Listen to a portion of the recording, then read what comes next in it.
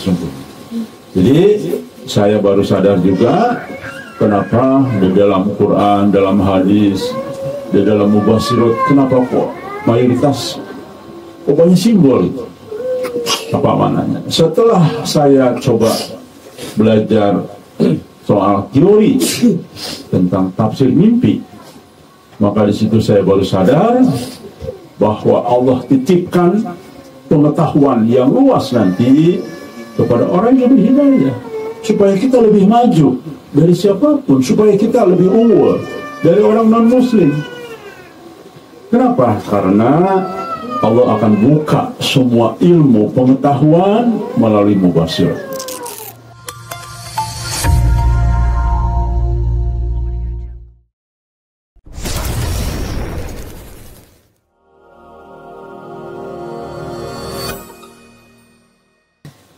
Saya ingin melanjutkan seri kedua, bahwa secara dalil yang paling kuat dengan 6 dalil utama, ya,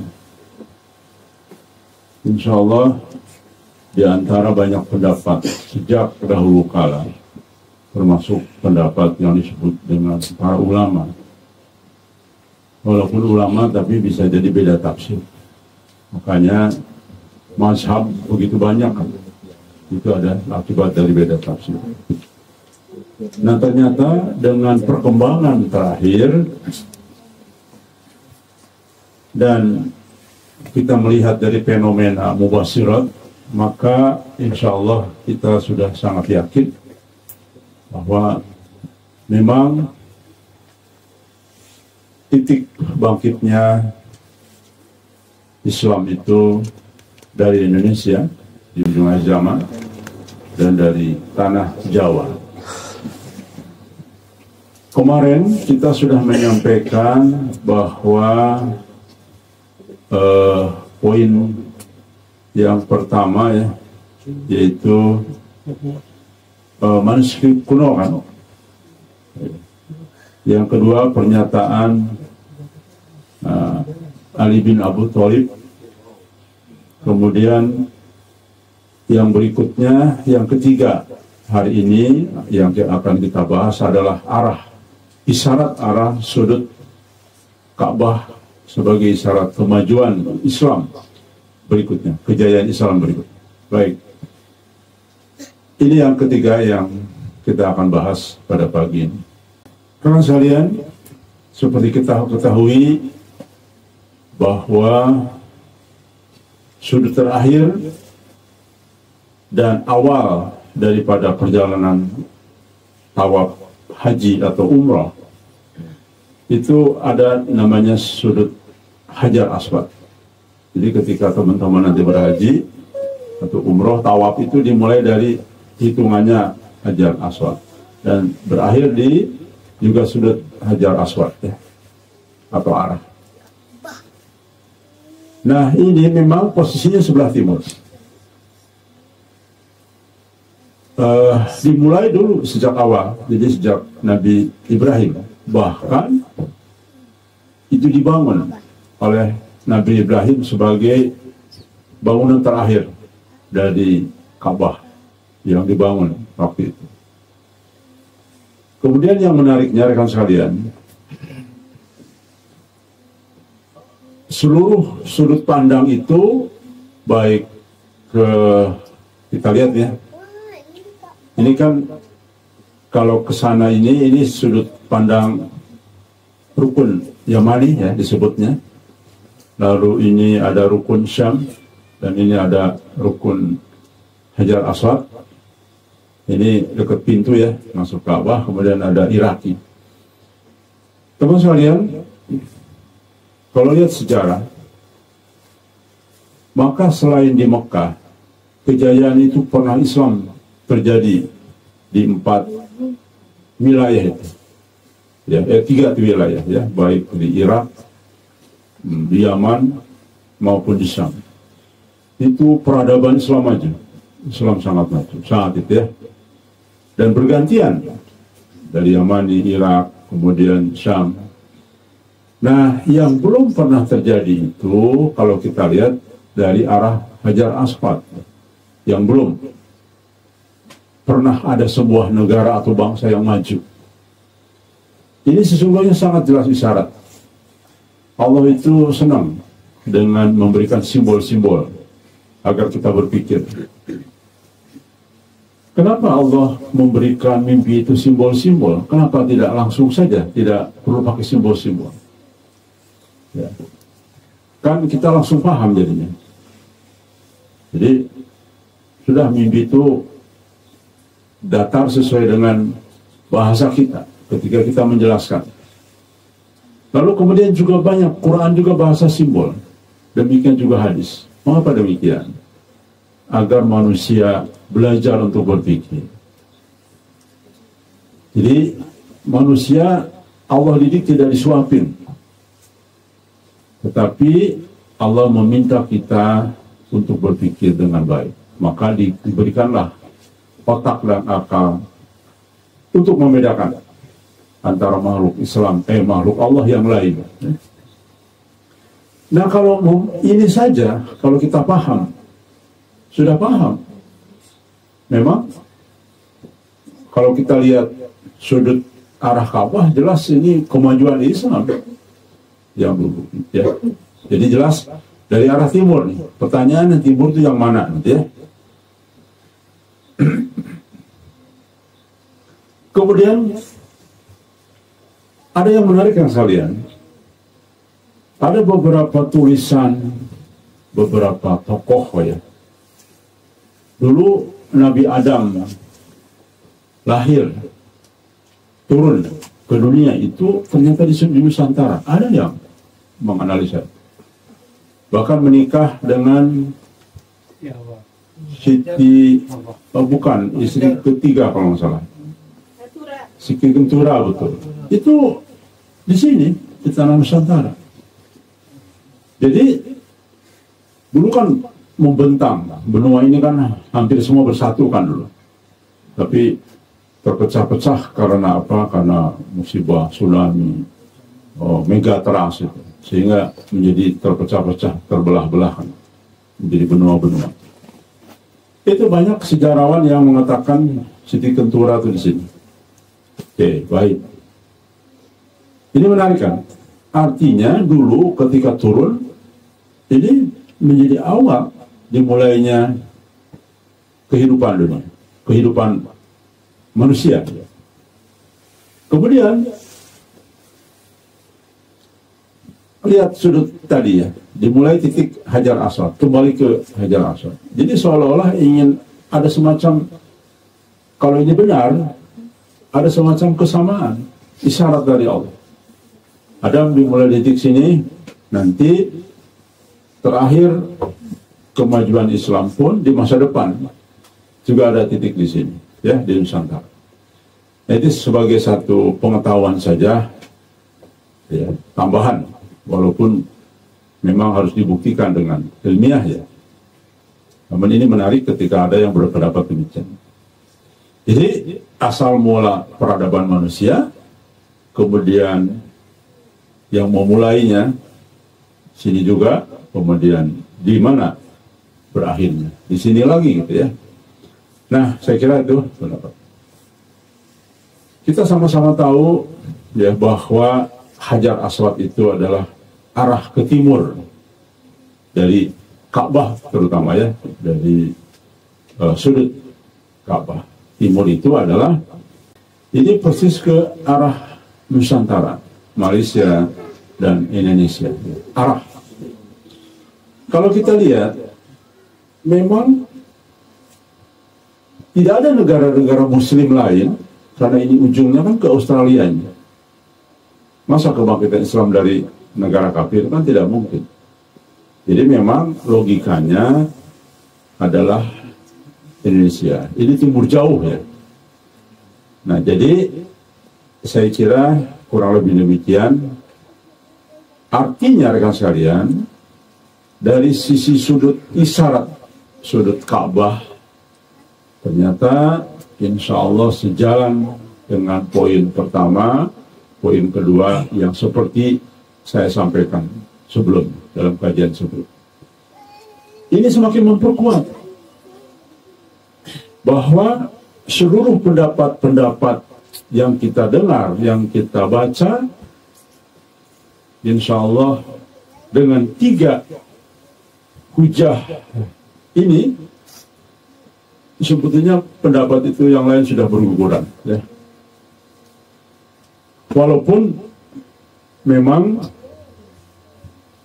wajar saja ada pendapat, tetapi mari kita berpikir logis, berpikir lebih ilmiah, dan tentu berdasarkan kitabiah juga. Dengan 3 dalil utama itu, maka semakin meyakinkan kita bahwa memang arah timurlah yang akan menjadi bangsa maju ke depan, menjadi trigger kemajuan. Yang menariknya, rekan sekalian, ini kan sudah diukur oleh beberapa tokoh agama juga. Jadi ada Ustadz Malaysia juga sempat menyampaikan ini, sudut ini, dan ternyata lewat Nusantara juga oleh tim mereka, ya. Dan ini juga hasil dari tim kita juga, teman-teman Majelis Gajah. Beberapa orang mencoba untuk mengukur kebenaran ini, dan ternyata alhamdulillah benar. Yang menariknya, ternyata ini melalui persis Pulau Jawa, itu. Dan Mas Fajar dari Padang berdasarkan 2 orang insinyur ahli geologi kalau tidak salah, ya, apa geografi atau apalah, ya, ahli dalam mengukur derajat itu persis ke Jawa Barat katanya ahlinya, ya. Jadi ini menarik sekali karena sesuai dengan judul tadi, Pulau Jawa sebagai titik sentral kemajuan Islam di awal, ya.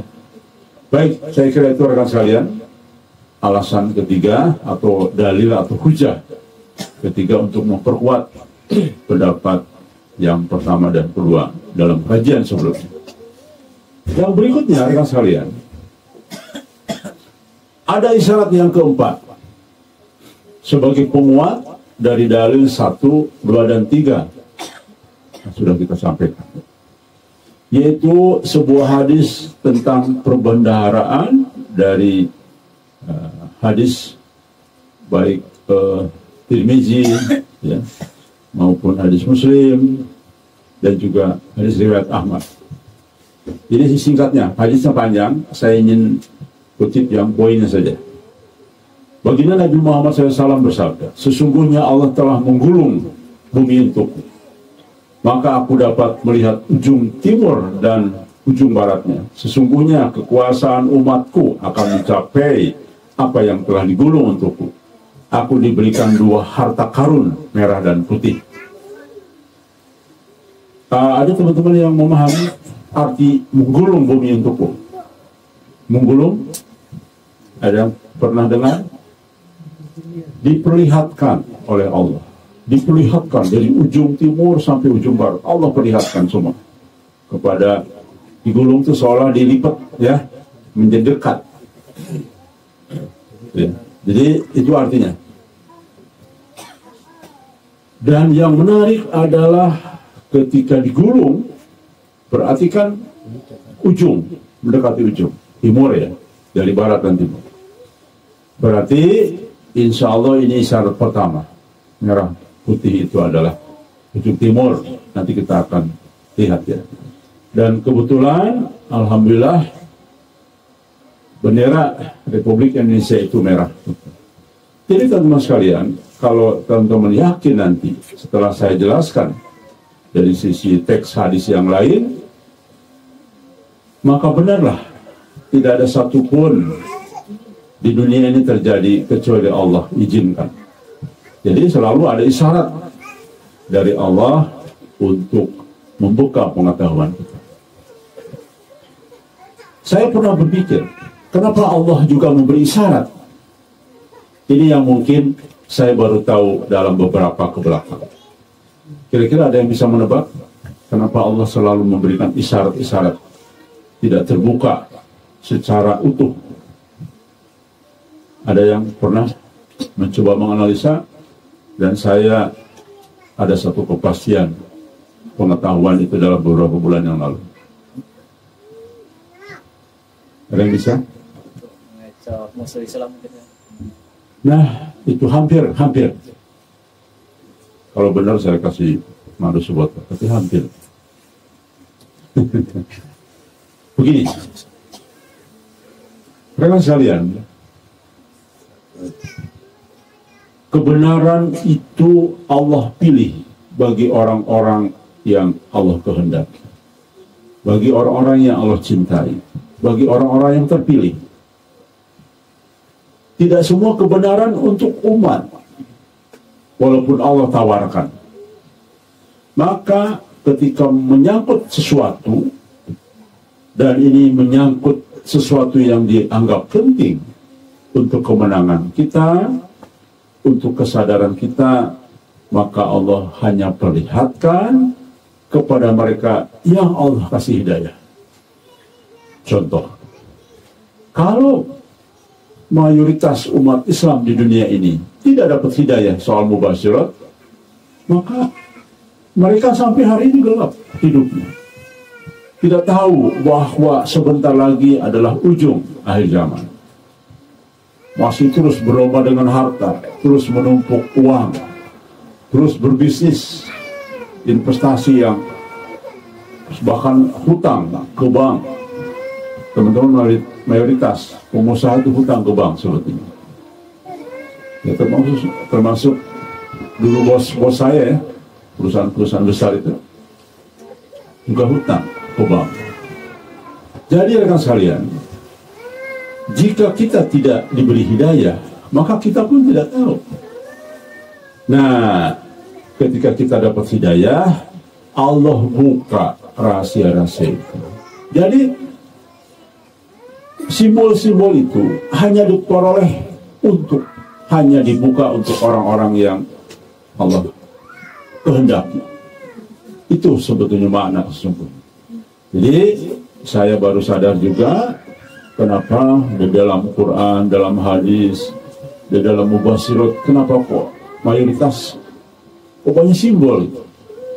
Apa maknanya? Setelah saya coba belajar soal teori tentang tafsir mimpi, maka di situ saya baru sadar bahwa Allah titipkan pengetahuan yang luas nanti kepada orang yang berhidayah, supaya kita lebih maju dari siapapun, supaya kita lebih unggul dari orang non-muslim. Kenapa? Karena Allah akan buka semua ilmu pengetahuan melalui mubasyirat. Rekan sekalian, itulah fungsi kaitan dengan simbol. Baik, kita teruskan. Ini pun hadis ini jelas simbol merah dan putih, dan ternyata Masya Allah bertepatan dengan apa yang sudah Nabi sampaikan, ya, perbenaran merah dan putih. Makna kunci dalam hadis, Allah menggulung bumi untukku, artinya Nabi diperlihatkan seluruh wilayah bumi secara global. Ulama menyebutkan ini sebagian karomah kenabian dan mukjizat, penglihatan lintas waktu dan ruang. Ya, ibarat dari satelit lah, ya, bisa dilihat bumi itu dari sudut sampai sana, ya. Nah ini, namun dengan kekuasaan Allah mungkin lebih jelas, ya, bagi Nabi Muhammad SAW. Yang kedua, kekuasaan untukku akan mencapai sejauh bumi digulung. Tuh lihat, kekuasaan kan, betul, dari ujung timur ujung barat kan Islam muncul. Umat Islam akan menyebar hingga seluruh dunia, termasuk wilayah paling timur dan paling barat. Itu artinya. Rekan sekalian, yang kedua, dua harta karun merah dan putih. Nah ini, kalau kita lihat, saya mau ngutip ulama klasik ya, yang dulu, karena mungkin belum tahu ada negara Indonesia kan. Dulu ketika ulama klasik ini menafsirkan, kan belum ada negara Indonesia, belum ada bendera Indonesia kan. Tapi mungkin kalau Indonesia sudah lahir sejak itu, kemudian ada lambang merah putih, mungkin beliau-beliau juga tafsirnya bisa beda lagi. Ini kita lihat. Ulama dulu mengatakan merah itu adalah emas katanya. Dan itu kerajaan Persia. Lalu putih itu perak, kerajaan Romawi. Itu rata-rata ulama ya. Namun sebagai mufasir kontemporer hari ini memberikan takwil simbolik yang berbeda. Penjelasan ini yang dimaksud sesungguhnya seperti apa? Baik, kita lihat. Pertama, ini kan tadi menggulung untukku ya. Jadi Nabi itu ingin menggambarkan jauh gitu ya. Disitulah ada merah putih kan, ingin mengisyaratkan seperti itu. Jika ditafsirkan secara geografis modern, Indonesia adalah salah satu negara muslim terbesar dan terletak di ujung timur bumi yang berpenghuni. Ya. Jelas, ini bagian dari satu sinyal. Perbendaharaan itu kan luas artinya. Bisa jadi pengikutnya banyak.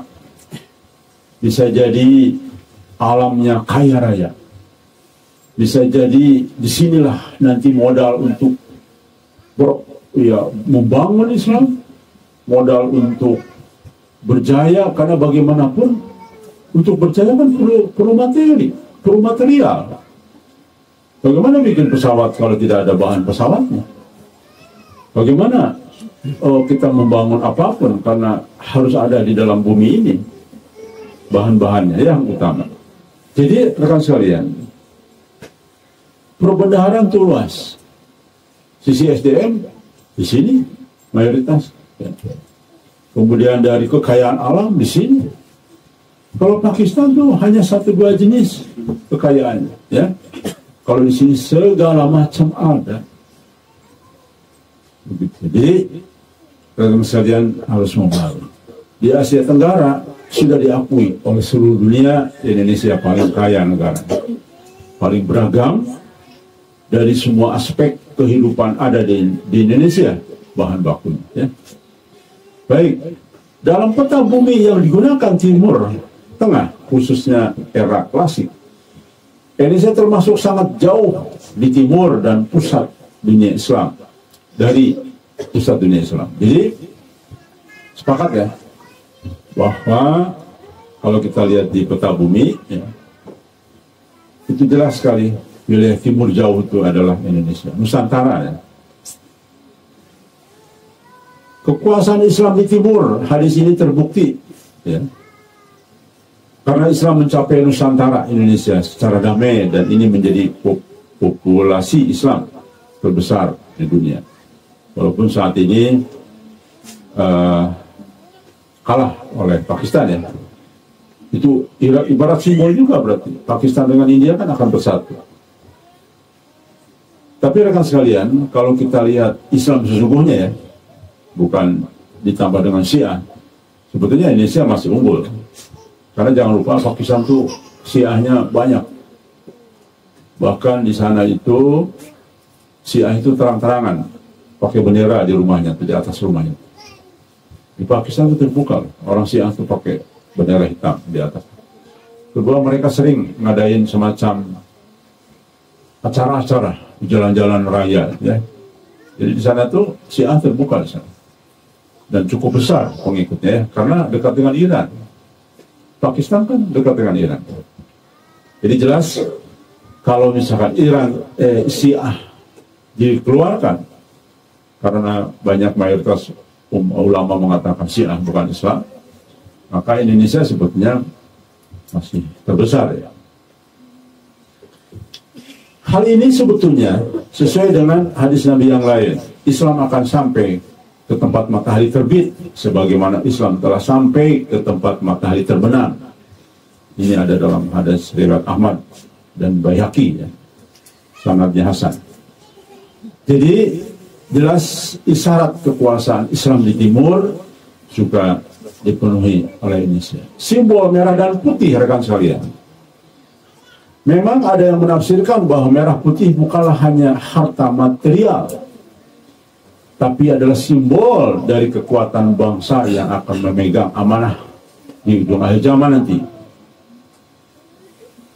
Bendera merah putih, bendera Indonesia kan merah putih, jelas sekali ya. Tafsir ini bukan ulama klasik, tapi dari fakta dan mubasyirat berdasarkan isyarat, simbolik dan konteks sahih zaman. Rekan sekalian, jelas bahwa mubasyirat yang bermunculan hampir ribuan mubasyirat menegaskan kebangkitan Islam pertama akan terjadi di Indonesia. Itu sebuah fakta dari kalam ilahi, dari wahyu kecil dari mubasyirat. Ini semakin memperkuat lagi. Faktanya memang kita simbolnya merah dan putih. Yang kedua ditegaskan lagi oleh mubasyirat. Ya. Itu saya kira sulit lagi dibantah ya, bahwa kemajuan insya Allah dari Indonesia. Jelas sekali. Sesuai dengan hadis. Oke, katakanlah bukannya nanti Al-Mahdi yang akan membangkitkan Islam. Betul.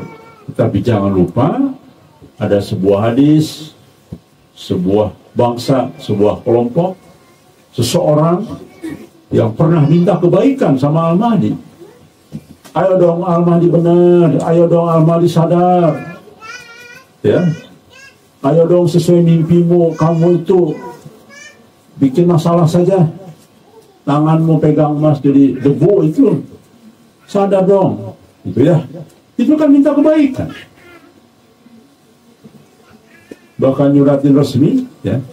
Itu arti sekelompok orang ini pernah meminta kebaikan kepada Allah. Tapi Albaninya masih tertutup topeng dajjal ternyata ya. Sehingga kelompok ini berjuang sendiri tanpa Al-Mahdi ya. Kemudian Allah beri kemenangan dan kekuasaan ini ya. Jadi artinya bukan nanti kemenangan itu di tangan Imam Mahdi awalnya, tapi dalam hadis jelas tinggal menerima jadi, diberi kekuasaan diperoleh oleh kelompok ini, golongan ini, tapi tidak diambil karena dia tahu bukan haknya. Begitu ya. Nah, ini kan diuji, kelompok ini diuji. Coba dikasih kekuasaan, dikasih kursi, enak nggak? Duduk terus di situ, lupa diri. Nah, kelompok ini tidak. Karena dia sadar, menjunjung teks hadis, maka kalaupun sudah diberi kekuasaan, ini bukan saya, bukan punya kita, serahkan kepada Allah. Kamu tetap pimpin kita, dan kita gabung kepada kekuasaan. Ya. Nah, rekan sekalian, itulah teks yang benar. Jadi bukan Imam Mahdi yang awalnya berjuang, yang menerima kekuasaan, bukan, tapi kelompok dari timur lalu diserahkan, dan Al-Mahdi ibarat seorang pengantin kalau jadi ya. Nah, baru setelah itu dibuatlah negara percontohan Islam seperti Islamnya di zaman baginda Nabi Muhammad SAW. Dan sekalian, ada penguat hadis yang lain bahwa Islam itu akan tersebar ke seluruh rumah yang terbuat dari tanah liat dan bulu kambing, baik yang mulia maupun yang hina. Tuh lihat. Jadi Islam itu dari orang kaya, walaupun dianggap hina, artinya pekerjaannya mungkin dianggap hina, Allah memuliakan Islam dan menghinakan kekufuran. Jadi Islam akan sampai ke penjuru dunia, didengar dan sebagainya. Jadi kebangkitan Islam berarti kan bisa dari mana saja, karena Islam sampai kepada seluruh penjuru. Diperkuat lagi, akan keluar dari arah timur sejumlah orang yang akan mempersiapkan jalan untuk Al-Mahdi itu. Bahkan ternyata saya baru sadar, teman sekalian, saya baru sadar sekitar 6 bulan yang lalu lah. Ternyata mempersiapkan untuk Al-Mahdi itu seluruh konsepnya juga itu ternyata. Setelah saya perhatikan mubasyirat yang ada. Jadi bukan tong kosong nanti. Jadi kelompok ini Allah berikan kekuasaan, kekuatan dan mempersiapkan konsepnya. Bahkan saya punya insting, insya Allah dari Allah ya, bahwa nanti negara ini akan percaya dengan kelompok ini karena punya konsep. Dan konsep itu harus lahir ketika penderitaan.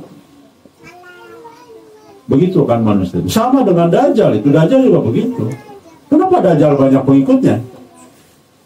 Karena ketika orang menderita kelaparan 3 tahun berturut-turut, dia datang kan, lapar ya, ini begini, udah ikut saya nih, lihat, nah, kan begitu. Nah demikian juga dengan kelompok ini, ketika ada bencana musibah menggulung, ya, maka keluarlah konsep. Nih, kalau mau menghentikan azab Allah, kalau mau kita berdoa diterima oleh Allah, konsep ini yang harus dijalankan. Nah, barangkali itu asbab kenapa orang ini atau kelompok ini dipercaya akhirnya oleh Nusantara ini. Masuk akal tidak? Nah itu dia. Saya baru sadar 6 bulan yang lalu. Makanya saya sudah 6 bulan yang lalu berpikir kita harus membuat roadmap dan blueprint bagi umat Islam, ya. Lebih khususnya dari Nusantara dulu. Siap-siap akan ada ujian baru dan jangan sampai mau di antara kita gugur, ya. Karena yang saya khawatirkan setiap kali kita naik level yang lain, saya sesuai membasir ya, bukan perkiraan saya, akan ada yang gugur, ya. Makanya teman-teman jangan sampai mau, ya. Maka bertahanlah, kuatkanlah. Informasi dari Allah itu sebagai pemicu, jangan menyerah, ya, untuk terus kuat. Karena hati-hati, sering sekali itu dari lubuk hati sendiri, tiba-tiba lelah, merasa lelah, aduh, tiba-tiba merasa berat, merasa pusing, merasa apapun, ya, dengan keadaan. Nah itu dia, dihantam. Hati-hati ya teman sekalian. Jadi insya Allah kita maju selangkah lagi dengan merancang sesuatu yang mustahil. Saya katakan, saya jamin, saya mustahil bisa menyusun ini kecuali dengan atas bantuan Allah. Itu saja. Sulit merancang roadmap bagi dunia Islam ke depan. Bagaimana? Ini Republik ini saja punya anggaran dasar GBH ini tuh berlapis-lapis, generasi baru tersusun, ya, dengan ribuan orang, dengan melibatkan banyak profesor doktor, dengan melibatkan ulama khos. Tahu ulama khos? Ulama yang utama. Kita ini disusun oleh orang-orang yang tidak punya pengetahuan apa-apa kecuali benar sadar kepada Allah. Jadi akhirnya saya optimis bahwa blueprint dan roadmap yang detail sampai petunjuk teknisnya, insya Allah kita mampu susun. Kenapa? Karena kita bersandar kepada Allah dan kita yakin Allah akan memberitahu kepada kita dengan banyak mubasyirat, ya. Nah itu saja pegangan kita. Bukan karena kita pandai, bukan karena kita bisa, tapi percayalah, sudah begitu banyak mubasyirat yang ada, kita akan ditolong oleh Allah, ya. Itu yang membuat kita percaya ini. Baik. Tapi ingat sekali lagi kepada teman-teman di sini, setiap kali ada kemajuan langkah, pasti ada fitnah. Itu harus hati-hati, ya.